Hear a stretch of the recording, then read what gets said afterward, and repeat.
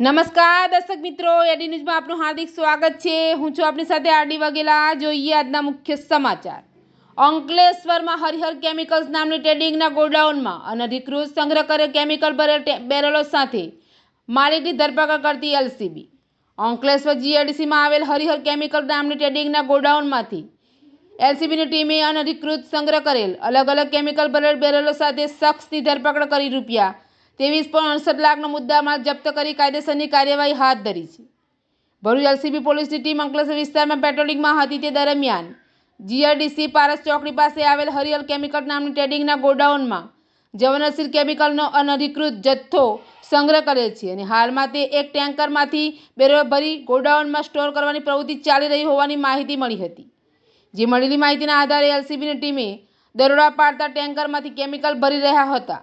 પોલીસે જીઆઈડીસી વિસ્તારમાં રહેતા માલિક કિશોર નાગજી પટેલ પાસે કેમિકલ અંગેના જરૂરી લાયસન્સ માંગતા તેઓ પાસે કોઈપણ પ્રકારના લાયસન્સ ન હોવાનું જણાવ્યું હતું।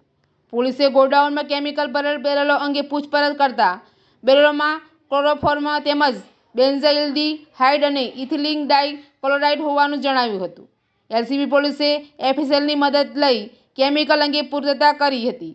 પોલીસે હરિહર કેમિકલ ટ્રેડિંગના માલિક કિશોર પટેલની અટકાયત કરી રૂપિયા 23,68,000ની કિંમતના અલગ અલગ કેમિકલ ભરેલ 125 નંગ બેરલ જપ્ત કરી ગુનો નોંધી વધુ તપાસ હાથ ધરી છે।